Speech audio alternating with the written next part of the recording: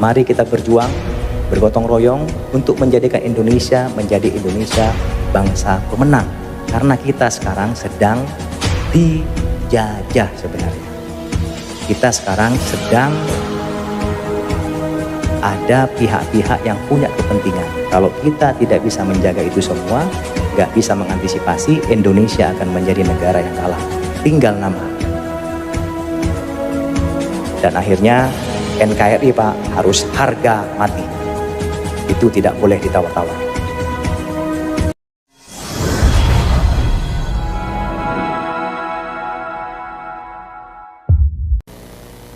Nah, ini kondisi Indonesia dari perspektif ancaman. Nah, ini Pak, negara-negara tetangga kita itu jangan dianggap remeh. Mereka punya backing semua Pak. Indonesia dari dulu kita menamakan diri sebagai negara non-blok, tidak memihak kanan kiri. Jadi kita kalau diserang oleh negara lain, kalau kita gak kuat, tinggal nama.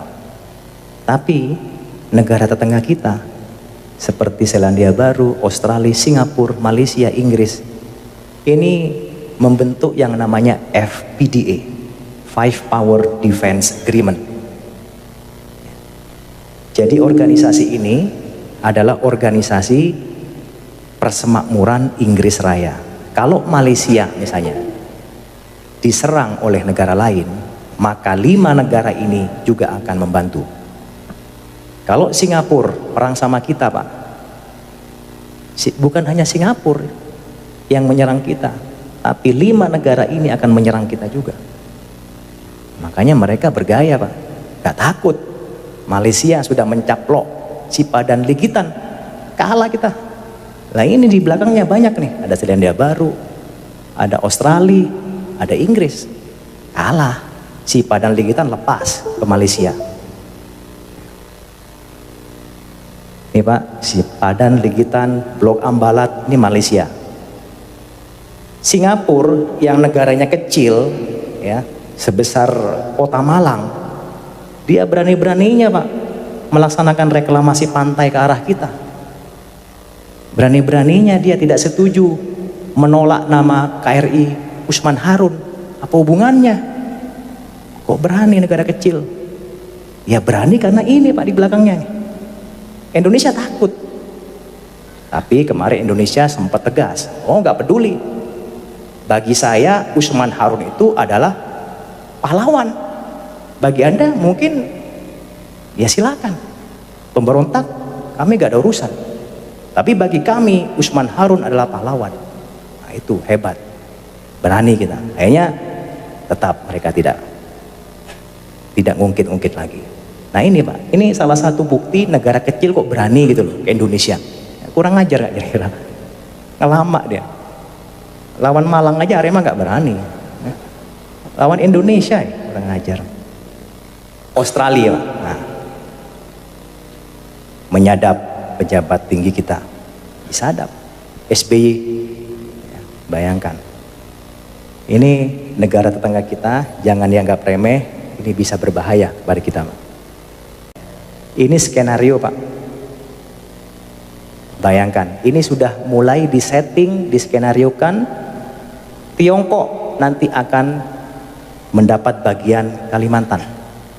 FPDA, Australia semua tadi itu, Inggris, Malaysia,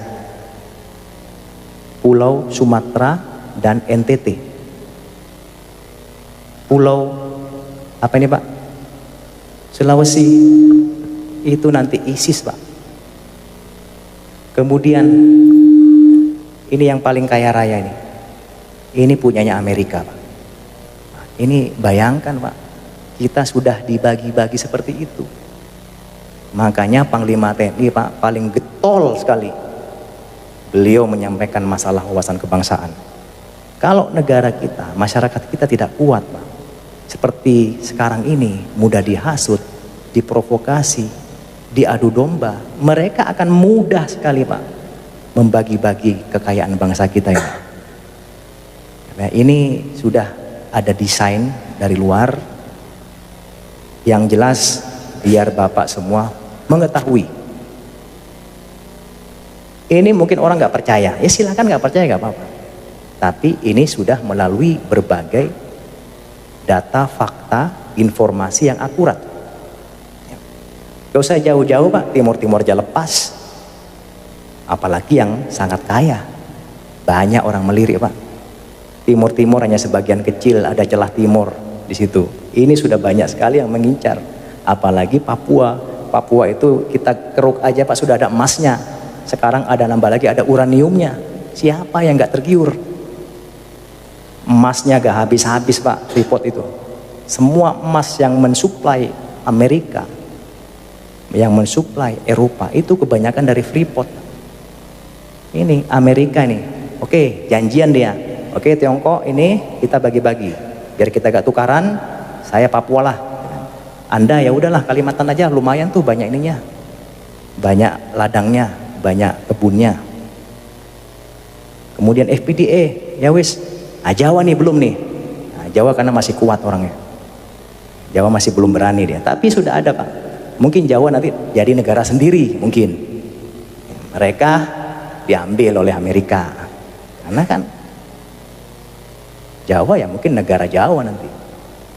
Tapi kita Pak, kita harus berdoa semua agar supaya ini tidak terjadi Pak. Bagaimana caranya Pak? Kalau gak kita antisipasi, kita tinggal nunggu bom waktu aja Pak. Ya, di end habis sudah tinggal nama seperti Sriwijaya dan Majapahit. Saya tanya Pak di sini, apakah Bapak menjamin 10-20 tahun ke depan Indonesia masih utuh? Menjamin nggak? Nggak ada yang menjamin Pak. Apakah NKRI masih utuh? Nggak ada yang menjamin. Uang Timur-Timur lepas, sudah bukan NKRI lagi, itu kurang satu dah. Nanti lepas-lepas semua tinggal negara Jawa. Ya udah, kita-kita aja di sinilah. Ya kan? Ini Pak. Kalau gak diantisipasi dengan baik, bisa terjadi Pak. Tidak ada yang tidak mungkin. Seperti dulu waktu masyarakat zaman Sriwijaya maupun zamannya Majapahit, oh gak mungkin Majapahit lepas hancur, kita kuat kok. Negara asing gak mungkin berani ke sini. Kita punya pasukan, bala tentara yang sangat hebat. Gak ada yang menyangka. Tapi negara asing lebih pintar Pak, diadu domba, diprovokasi, hancur dengan sendirinya. Sama, kita sekarang dalam proses seperti itu Pak. Kita diadu domba, kita dihasut, kita diprovokasi, di media sosial dibikin informasi yang ngarang-ngarang. Akhirnya kita terhasut, kita marah, berantem, mereka senang Pak. TNI Polri berantem, wah senang mereka. Wah, TNI-nya udah mulai sama polisi sudah berantem nih, wah senang. Wah, umat Islamnya ini sudah mulai berantem nih. Wah, bagus, senang. Oleh karena itu, Bung Karno pernah mengatakan, Pak, perjuanganku lebih mudah karena mengusir penjajah. Tapi perjuanganmu akan lebih sulit karena melawan bangsamu sendiri. Berbicara masalah PKI, Pak ya. Saya sudah menyampaikan tadi, itu semua ada invisible hands. Ada desain dari luar. Cuman yang saya sampaikan tadi adalah dampaknya Pak. Artinya Indonesia ini ke depan itu akan dibagi-bagi Pak oleh negara yang punya kepentingan. PKI itu salah satu dari proxy war mereka. Ya Pak ya. Tadi saya bilang tadi di sana ada Tiongkok kan, Cina. Mengambil apa tadi Pak? Apa? Kalimantan. Nah, ya disitulah mereka Pak menyebarkan proxy war-nya menggunakan invisible hand-nya. Salah satunya ya PKI tadi. Jadi itu merupakan desain yang kalau kita berpikir itu belum sampai pikiran kita Pak. PKI itu sengaja memang sekarang digambirkan lagi. Tujuannya apa? Yang tadi itu. Tiongkok punya kepentingan kepada bangsa Indonesia. Salah satunya biar kita, bangsa kita semakin carut marut, dimasukkanlah isu PKI. Dibuatlah PKI akan tumbuh lagi. Memang akan tumbuh betul. Kenapa? Kita tidak boleh memungkiri Pak.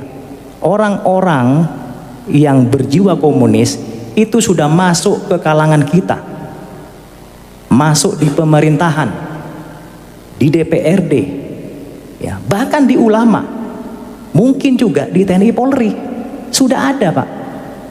Cuman kita gak usah lah, ini kan saudara kita semua.